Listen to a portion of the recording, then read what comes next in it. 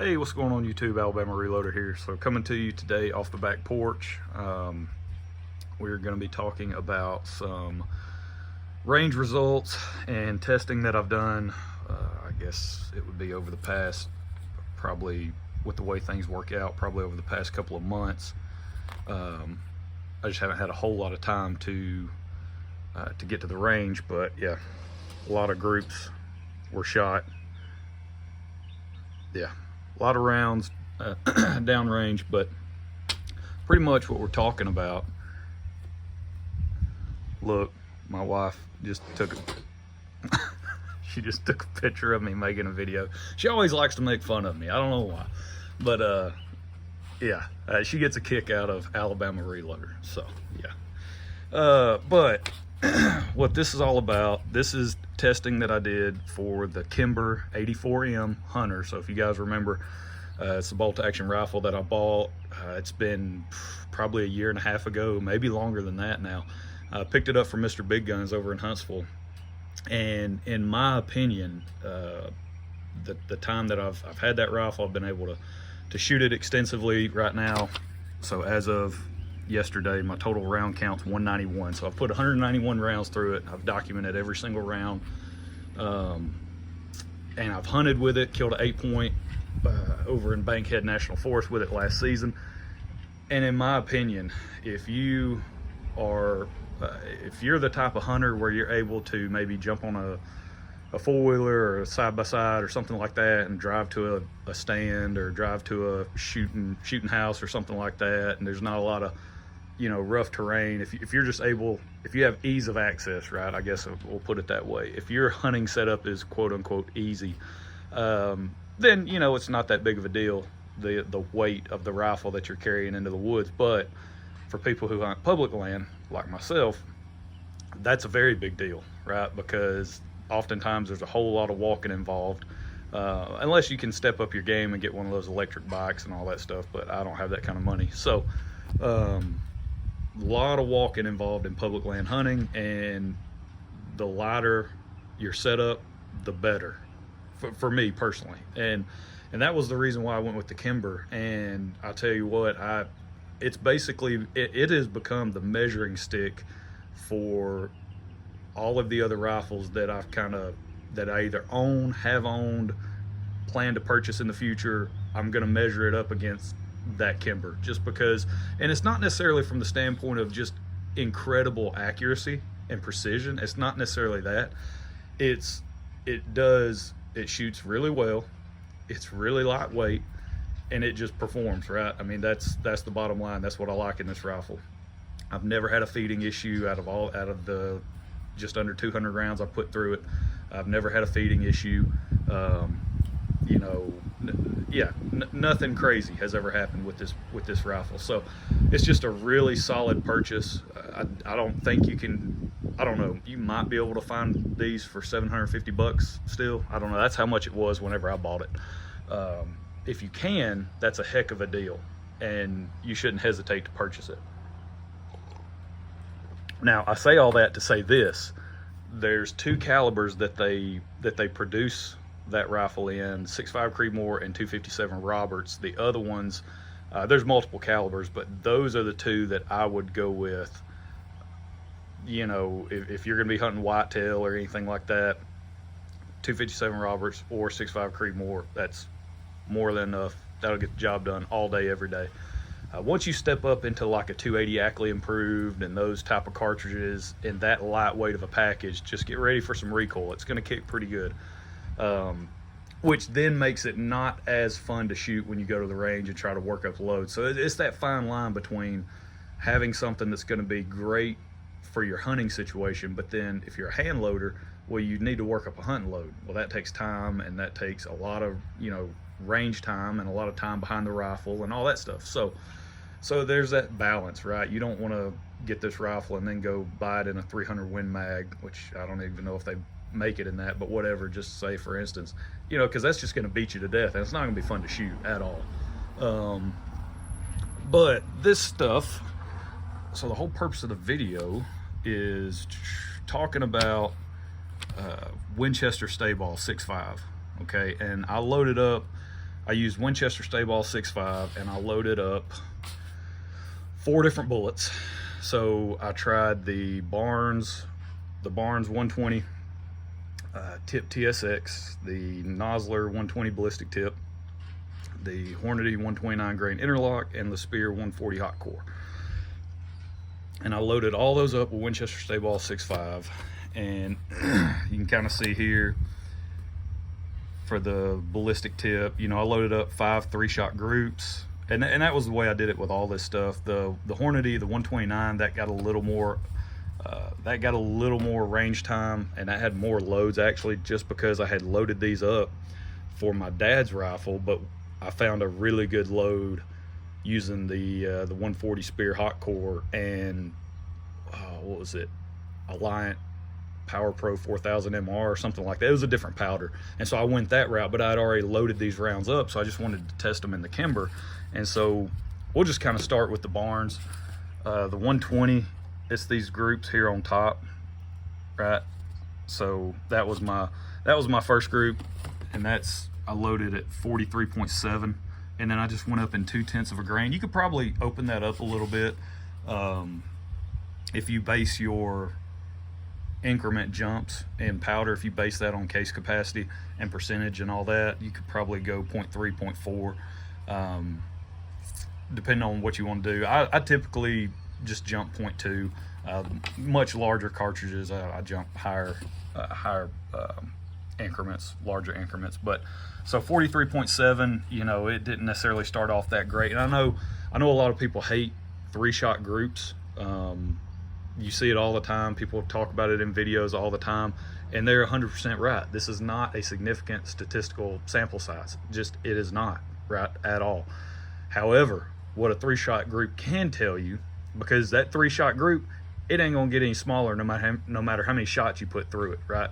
You shoot a 3-shot group, you could shoot another 97 after it. That group ain't gonna get any smaller than those 3 shots, right? Just, it's not gonna happen. So physically impossible. So at least what a 3-shot group does for you is it gives you an indication of, okay, is the bullet, powder, barrel combination, is all that gonna jive together well, right? That's essentially what a 3-shot group would tell you. And so this top group, the top groups here, those are the Barnes, the 120. So we started at 43.7, then went up 43.9, 44.1, 44.3, and 44.5.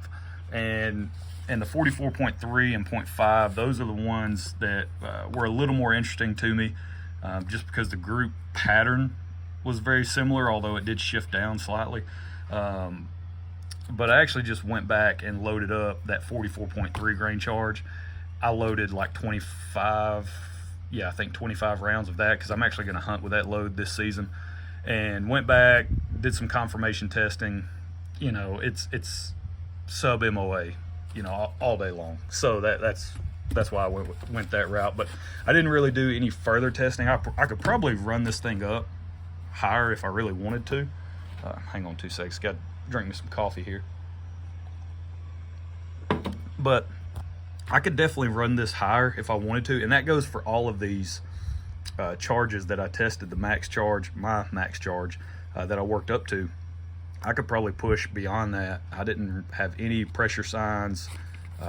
Primers weren't cratering, no heavy bolt lift, none of that, right? So that was the Barnes 120. Now let's look at the Nosler 120. We'll just start low to high on our bullet weight. The 120 and the Nosler did not start off that great, right? So you got those 3 shots there, almost 1.5 inch group. Same charge weights as we tested in the Barnes. So 43.7, 43.9, 44.1, 44.3, and 44.5. So really no, except for that second one, which I don't trust that just because it's sandwiched in between 2 pretty bad groups. Like, I didn't even measure these, right? I measured the first one, and after that, I mean, there's really no point. I guess I could go back.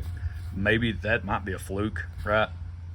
Go back, check that, but that's a very narrow window if that's the only time that thing's going to shoot halfway decent. That's not a lot of margin for, room for error there. not a wide tolerance band at all. So this group wasn't too bad, but again, it just didn't necessarily shoot that well, right? It wasn't like the barns where things kind of started to tighten up the higher we went in charge weight. That just wasn't really the case. So I was like, you know what, I'm not going to fool with the 120 anymore. We'll just leave that for another time. But here are the 129 grain loads. These are the Hornady interlock, and these are actually the ones that I loaded up for my dad's rifle. But again, since I found that really good load using 4000 MR, I decided to swap over to the Kimber and shoot these out of the Kimber. And so 43.8, and then let's see, I think that was 43.8, and then 44.1. That was what it was. So I basically went backwards. I was trying to make scope adjustments and all this other stuff, so I actually so that's what it is. And I jumped 0.3 of a grain on those initial loads that I worked up in my dad's rifle, and so that's why they're 0.3 jumps, right? So 43.8, and then this one was 44.1, and then now you've got 44.4. So I know it's confusing, kind of swapping back and forth. I can't remember why there's only 2 shots right there for the life of me. I think, oh wait, no, I remember what it is. I was trying to zero the scope, and I think I shot this one, the 44.1. I think that's it. Yeah, the 44.1 load is what I used to try to zero the scope, and I just shot aiming here, and my initial shot was like way down here, and so I had to make a scope adjustment up. So I'm pretty sure that's what that is. And then I started back here with the 43.8, and then 44.4, 44.7. So that was where I stopped with those original loads. So not bad, you know, with the 129 grain interlock, but again, nothing really to write home about. The group pattern here, very similar between the 44.4 and 44.7. So I was like, okay, again, no pressure signs, might as well just continue on and work up higher, which is what I did. I came back, and now this is where I start jumping 0.2 of a grain. So we're at 44.9, 45.1, 45.3, 45.5, 45.7. So I actually took the time to label this target. So there you go. Again, really didn't have any pressure signs the higher we went. So if I wanted to either push this maybe a little bit higher if I'm chasing velocity, or if we wanted to come back and say, hey, you know, it started to tighten up again. The pattern is virtually the same, point of impact slightly different here, but maybe we could tighten this up with some seating depth testing, whatever, right? You know, if we wanted to go that route. But I'm not necessarily interested in this particular bullet, and really the only reason why is because I've already killed a deer with the Hornady 129 grain SST in 6.5 Creedmoor, and the SST is the tipped version of the interlock, so slightly different, but slightly modified version of the interlock bullet. So I've actually already, you know, killed a deer, and I did a video on that, and I was able to recover the bullet. So if you guys are interested in that, go find that in my 6.5 Creedmoor playlist. I believe that's where I put it. And I show the bullet that I was able to recover and talk about the performance and the shot and all that. So really cool stuff there. And so that was the 129 grain interlock. Shot okay, again, more than capable for deer hunting, especially here in Alabama. So the 140 hot core did not shoot that great. It just didn't, not out of this particular rifle. That's the thing. With my dad's rifle, it shot really well. So that Henry Long Ranger, it shot great. Switch over to the Kimber, and it just did not necessarily perform. I mean, it got worse as we went higher in charge weight. So down here on the bottom end, you know, we had those two groups back to back that not too bad. That's something you might want to explore a little more in between, maybe 42.7, go load that up, mess around with seating depth and tweak it and see if you can improve that. But that would be, you know, an area for this particular rifle, maybe even push it even farther, you know, if we were trying to maximize some velocity on that 140. But again, the barn shot pretty well. I've got a known good load worked up with the Speer gold dot, the 140 grain gold dot with H4350. So there's really, that would be kind of my go-to load if I just had to, take something into the woods. I know that load, I've shot that load so many times and has performed very well. It's what I killed the 8-point with last year. So I have full confidence in that one. I would just go load that again and take it into the woods. But I really want to try the Barnes, the 120 this season. That's what I'm hoping to take into the woods and get a deer on the ground with. So, but the velocity, I did load up, like I said, I loaded up like 25 rounds.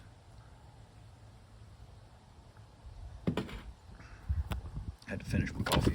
But I loaded up 25 rounds and let's see. And I captured velocity data on 5 of them. So this was that 44.3 grain charge. And so there's our velocities. Not too bad. You had that one at 28.88, but you average it out, it's like right at 28.70, probably really just a little bit below that if you take that one out, or if you shoot maybe a much larger string to get a better sample size, it would probably be somewhere around 28.60, 28.70 more than likely. But what I did with that, I plugged it into my ballistic calculator, and then I verified this velocity out at 400 yards. It was like 390 out at the range, and I had to go up 6.5 MOA and dialed up 6.5, pulled the trigger, boom, dead on at just under 400 yards. And so my velocity is good, and I mean, it would have to be the largest deer I've ever seen to take a shot at 400 yards, because I've got a 2 to 7 power scope on this rifle. So I was on 7 power shooting at a target that's right at 400 yards away. Yeah, and so velocity check, everything worked out great as far as the ballistics calculator. So I'm looking forward to this hunting season and trying this round and seeing how it performs, in the field. So that's really the whole purpose of why I test multiple bullets, especially hunting bullets. Multiple bullets, work up multiple loads. That way I can go out into the field, get a deer on the ground, and then report back on performance, right? So that's what I enjoy doing. But also, one thing, check out what we got. So now, yeah, the old expanding mandrel sizing die. So picked this up off my buddy Neil. He's had some reloading stuff. He's like, hey, he got it for a really good deal off another guy that was, I guess, just basically getting out of reloading, and he bought a ton of stuff off that guy. Some of the stuff Neil's like, hey, I'm probably never going to use any of this, so if you want it, I'll sell it to you for a pretty good price. So I was able to pick this up along with some case gauges. And so this is the mandrel die. You can go look these up. It actually came with 3 different mandrels. It came with, so there's the die itself. Yeah, this is like the nicest die I've ever owned. It's got a little window so you can see how far up the mandrel, the case goes. So really good stuff. I mean, just really, really nice die set. I probably would never have bought this otherwise, except for getting a really smoking good deal on it. So thanks, Neil. But it's got the 6.5 mandrel in it already, and then I was also able to get the 22 caliber mandrel and 30 cal. So yep, so we're good to go. I definitely want to give this a try in the Creedmoor, yeah, and see how that goes. See if we gain any performance whatsoever. See if we see some type of improvement in either group size or anything like that. So that's it. We're going to be messing around with this stuff. So y'all stay tuned. Don't forget, make sure you run down, check out Mr. Big Guns in Huntsville. Again, that's my #1 recommendation. First place I suggest people go visit. I was actually just there yesterday. Had a great time hanging out with Matt and those guys and talking to them, and just spending time getting me a free cup of coffee. I appreciate that. But yeah, we had a good time. It was funny. I took my daughter down there with me, and that's where I was meeting my buddy Neil to pick this stuff up. And we met at 5 o'clock, and they close Monday through Friday. They're open till 6 p.m. Saturday they're open till 4. And so we pull up, and my daughter was like, hey, she was like, so where are we gonna meet this guy. I said, well, we're going to go meet him at Mr. Big Gun. She said, oh, so we're going to be there for hours, right? And she rolled her eyes when she said it. She's 10. And I was like, well, no, we can't be there for hours because they close in an hour. So we're only going to be there for an hour. So, but we actually ended up staying till, you know, just a little past 6. But all right, that's it. That's where we're going to leave it. So if you guys have used Winchester Sta-Ball 6.5 and you've got really good loads worked up, you know, I would love to hear about your experience with it. I've had hit or miss success. It's been okay at times, and then other times I've tried it, man, it just has not really been that great of a powder. So let me know your experience with it. I'm looking forward to hunting with it this season and see if we can get a deer on the ground. So that's it. We'll talk to you guys next time. Y'all have a good one.